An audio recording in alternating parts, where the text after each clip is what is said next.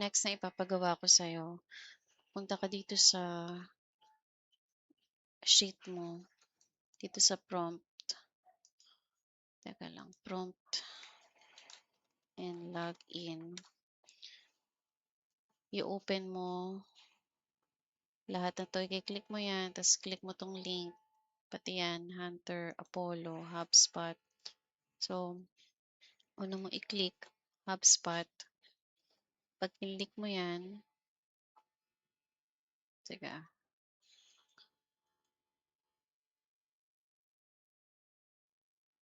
sign in with Google. So, ito yung email address ko. Nandito naman yan. Ayan o. Tsaka yung password. Surname. So, ilalog in mo yan. Kapag kailangan ng code, sabihin mo sa akin, chat mo sa akin. So, pagka-log in or sign in, iba yung paraan ng pag-sign in ko kasi na-log in ko na yan, may history na. Sa'yo, iba din. So, ilalagay mo username tsaka password. So, pagka nakapunta ka na dito sa HubSpot, punta ka dito sa kaliwa. Ito yung mga menu. So, sa kaliwa, hanapin mo yung email. Diba yan sa taas, ribbon, parang phone book. Meron ditong parang speaker. So, dito sa pangatlo, makikita mo yung email. Ayan, no, sa kanan. Ito, email. Click mo yan. Pagka-click mo, ito yung lista ng mga i-check mo. Ang dami yan. Tingnan mo, may 1, 2, 3. So, umpisahan mo yan dito. Actually, ginawa ko na yan. So, dito ka na lang sa pangalawa, Residential Consulting Jacks. Dito sa pangalawa, right click mo. Diba, itatapat mo muna yung cursor dyan. Kailangan makita mo yung kamay. Tapos, right click sa mouse. Open, link in, new tab. Ibig sabihin, mabubuksan yan sa isang tab. Pero, pag pumunta ka dito, nandiyan pa rin. Hindi nagagalaw yung lista mo para hindi magulo. Tapos, pumunta ka na lang dito sa panibagong tab. So, dito nabuksan yung Residential Consulting Jacks. Ito yung pangalan ng company. Tapos, makikita mo yung performance dito sa baba. Scroll down mo lang. Hanapin mo yung delivery bounce. Ito yung hahanapin mo. Bounce. Isa lang yung nag-bounce. Ibig sabihin, isang email, mali.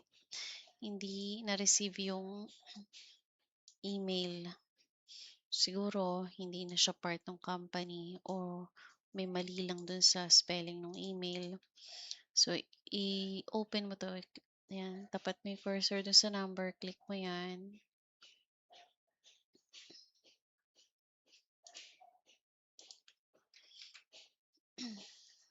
So, makikita mo pa rin yung pangalan ng company. Tapos ngayon, makikita mo na, ito, tingnan mo to dito sa recipient. Ibig sabihin ng recipient, mga tumanggap ng email naka-receive.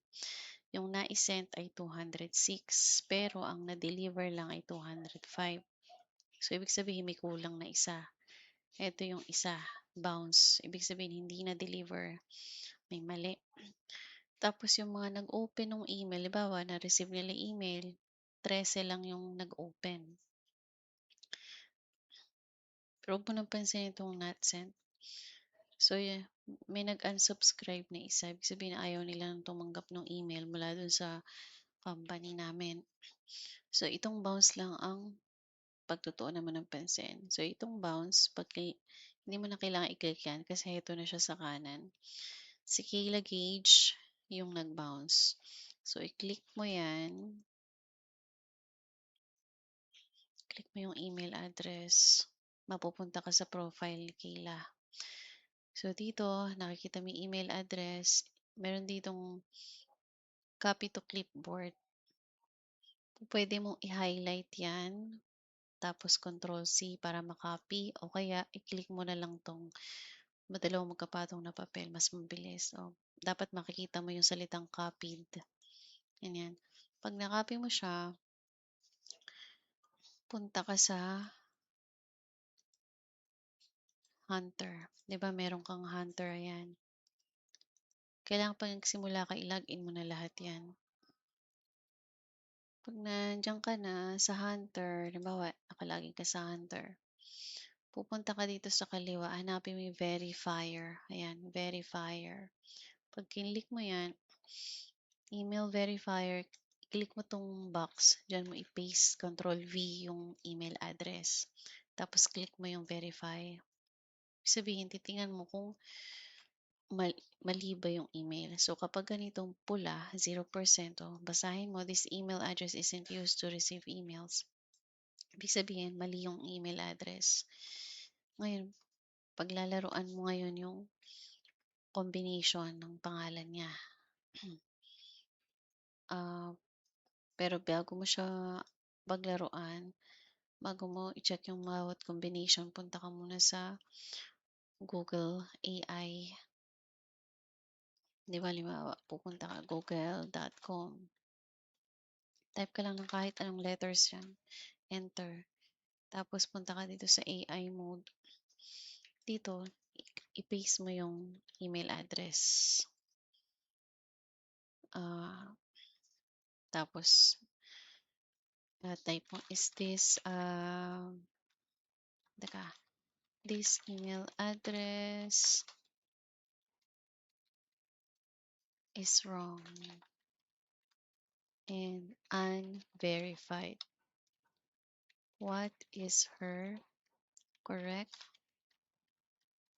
and verified email address? Tapos enter.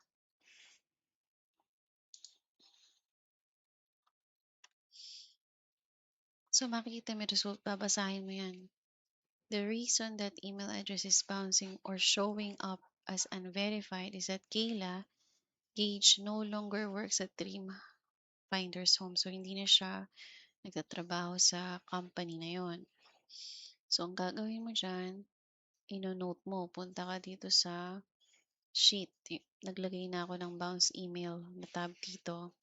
Dito ka ngayon magre-record. Ngayon, paste mo dito yung email address. Balik ka dito sa profile ni Kayla. Kunin mo yung company. Ito yung company. Ajax. Teka, ang sabi, teka lang, parang may mali. Kasi ang company ay Residential Consulting Jacks. Pero tingnan mo tong email niya. Ito, di ba, after nung ito yung company, dreamfindershomes.com. So, hindi nagtutugma yung company name nitong email at saka yung company dito sa profile. Ang gagawin mo, copy mo yung pangalan ng company, punta ka sa AI, ayan, tapos type mo lang, does she work here now? Hanapin mo yung resulta. No, Kayla Gage does not work. So, hindi rin siya nagtatrabaho na dyan. So, ibig sabihin, nag-resign na siya sa parehong company. So, yung company, kunin mo yan. Huwag yung Dream Finders Home kasi nakalagay siya sa under ng Residential Consulting Jobs. So, i-record mo na dito yung pangalan ng company. Nakikita mo, company with link. So, balik ka dun sa profile ni Kayla, kunin mo tong link na yan sa taas. Diba? I-highlight mo lang yung buong link na yan. Copy. Balik ka sa sheet. Nasaan na yan? Ayan. I-click mo tong pangalan ng company. Tapos right click. Tapos baba ka, hanapin mo tong insert link. Dito sa box, dyan mo i-paste yung link nung profile niya. Tapos apply. Kasi kaya ginagawa yan para mabilis makabalik sa doon sa profile. Halimbawa, kapag nag-blue yan, ibig sabihin may link Kaya 'pag nilagay mo diyan, tinapat mo yung cursor mo diyan, makikita mo, eto yung link. Para isang click lang 'yan, pupunta ka na sa profile niya, 'yan. Tapos ano yung pangalan, ilagay mo Kayla kasi ire-report ko 'to, eh. Ayan, Kayla. Huwag mong ang pagpe-paste diyan, hindi puwedeng isang click lang tapos paste, tingnan mo itsura. Kaya nagkakaganyan yung itsura nung sheet, eh. Delete mo 'yan. Ang gagawin mo, double click. 'Pag nakikita mo na yung linya na yun na nasa loob ng box, dun mo na i-paste. Anong nangyari? Ay, ayoko ng gano'ng klaseng ano, text. Kopyahin mo ulit 'to, balik ka sa sheet, double click. 'Pag ganyan, naiiba yung kulay tsaka yung text, hindi kamukha nitong sa kay Terry Hill, delete mo na lang, type gano'n. 'Pag ayaw pa rin, halimbawa nagaganyan pa rin, ibig sabihin nakopya yung code. Ang gawin mo, copy ka dito sa empty, tapos paste mo diyan sa pangalawa kasi mabubura na yung code na 'yan. Tapos double click, ayaw, kopyahin mo ulit 'to, balik ka diyan, double click, ayan. Kapag nakita mo yung linya nasa ibaba ng pangalan, iakyat mo siya, dapat katabi siya ng last letter. Mag-backspace ka sa keyboard. Ayan, pumunta na siya do'n sa tabi ng E. Tapos yung mouse mo, click mo na lang kahit saan. 'Pag ganyan, may space. 'Di ba may space, i-double click mo ulit, nakikita mo yung line, nandun pa rin siya sa baba ng pangalan, backspace ka ulit. O ayan na, 'di ba nag-backspace tapos pumunta na dun sa taas, naging okey na yung linya nung mga box. Tapos dito sa status at work, 'di ba kanina sa AI sabi, hindi na siya part ng residential consulting jacks at hindi siya part ng Dream Finders Home. Balik ka sa sheet, i-click mo 'to, dalawa lang ang pagpipilian, no longer tsaka still part. Ito yung status sa trabaho niya. So, no longer. Yan. Tapos, punta naman tayo sa, hindi mo na 'to kailangan. I-cross mo na 'to. Close mo na yan. Balik ka dito sa listahan mo. Tapos na tayo sa residential. Try naman natin yung residential 24/7 Panama. I-hover mo yung mouse mo dyan sa tapat ng pangalan ng company. Kailangan makikita mo yung kamay ha, hindi yung cursor. Yung kamay, tapos right click, open link in new tab. Magbubukas na siya. So, ito yung pangalan ng company. Scroll down, delivery. Nakikita mo bounces, 0. Ibig sabihin, lahat pasok, lahat na-deliver. Ayan o, 100% successful delivery. So, close mo na yan. Kasi ang hinahanap mo ay bounce. Punta ka dito sa yellow. Bakit yellow? Bakit green? Tingnan natin kung may laman. Wala siyang laman. Ito pala. Open rate, click rate, delivered rate. Nakikita mo yung delivered rate na to sa taas. Diba lahat itong may yellow? 0000. Ibig sabihin, walang na-send na email. Kasi iyan ay nakaschedule pa lang. Isesend yan ni Tina. Si Tina Garces yung katrabaho ko. May schedule siya ng August 28, August 24, 19. Ito yung mga schedule niya kung kailan siya magsisend ng email. So, huwag mo nang bubuksan to naka-yellow, lalo kapag delivered ay 0. So, punta ka dito sa next na naka-green. Delivered niya is 92. I-right click mo, open.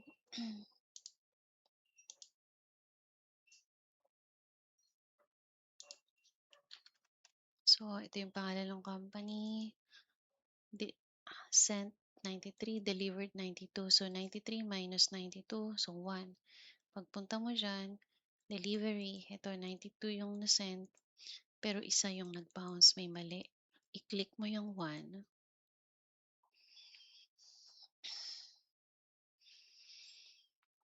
Okay. So, eto, huwag mo ng pansinin itong nasa kaliwa. Itong email na lang lagi mong papansinin. So, click mo 'to.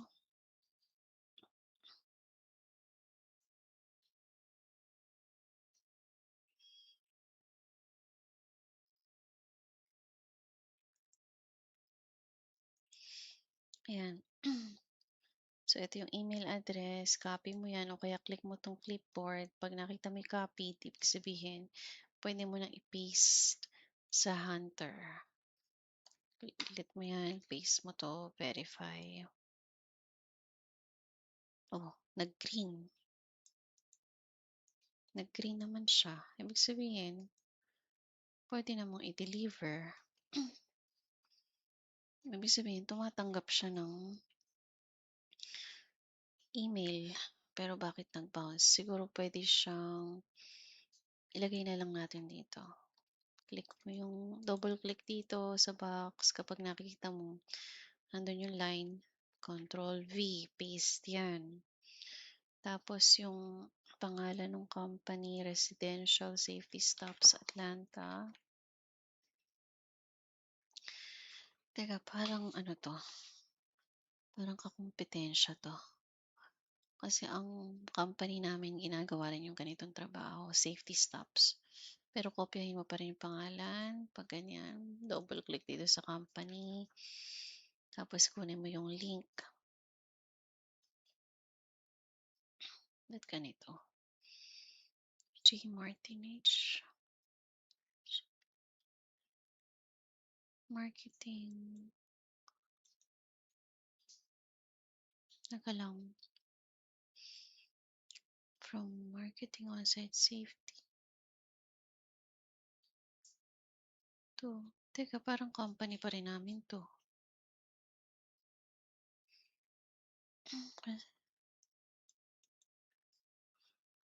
Marketing, kasi ang nakalagay dito from, marketing on-site, ibig sabihin email namin 'to, reply to marketing. Parang nag-send ka lang ng message sa sarili mo, parang gano'n ang nangyari dito. Teka lang. Okey, so ignore mo na 'to. So ang gagawin, focus na lang dito sa profile ng shipping, 'di ba, ikinlik mo yung itong email na nag-bounce. So 'pag kinlik mo 'yan, mapupunta ka dito. So dito, okey naman yung email dun sa Hunter, ayan oh, green naman siya, basta kulay green ibig sabihin okey, nag-a-accept siya ng email. So, J. Martinez, anong pangalan niya? Eh, shipping kasi hindi naman pangalan 'yan, eh. So yung link, punta ka sa AI, paste mo diyan yung link. Teka, ito yung link. Email, email pala ng ano, 'yan ang ipe-paste mo dito sa AI. So maglagay ka ng command, "What is his name?" And okay, what is his name only.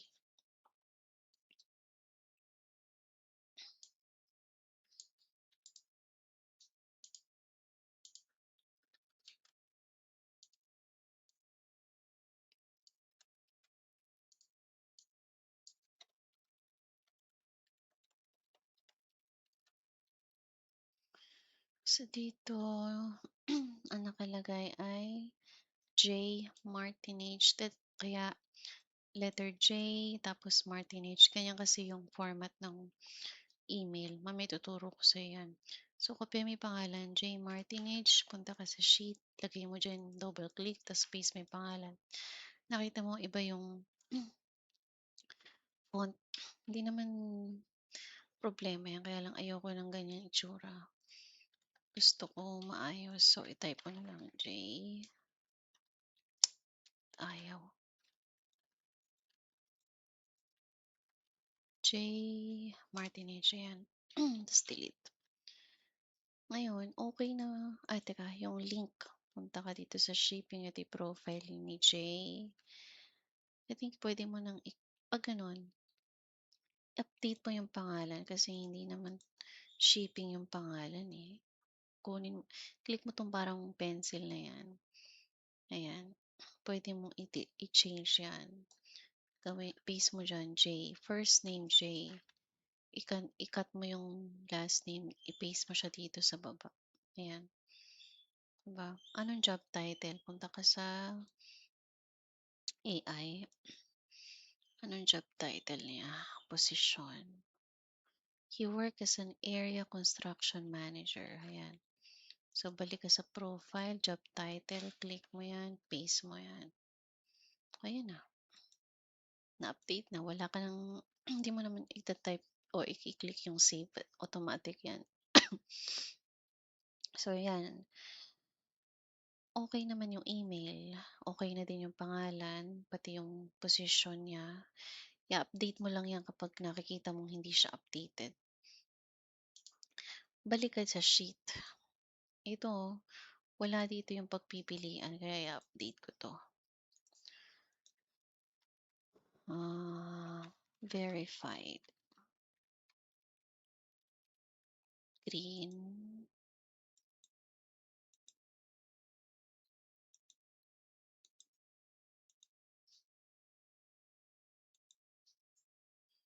Hmm. Ito hindi mo na 'to gagawin, ako lang ang gumagawa niyan. So, yung pagpipilian mo yung tatlo, no longer, still part, verified. Ah, okay, verified siya. So, ito babalikan ko 'to, basta trabaho ko na yung susunod. So, kunin mo yung link ulit ng profile ni Jay Martinage, balik ka sa sheet. Dali mo i-click mo yung pangalan ng company, right click, insert link, paste, apply. Ayan na. So, ganun lang ang gagawin mo ngayon para matuto ka ng ibang task.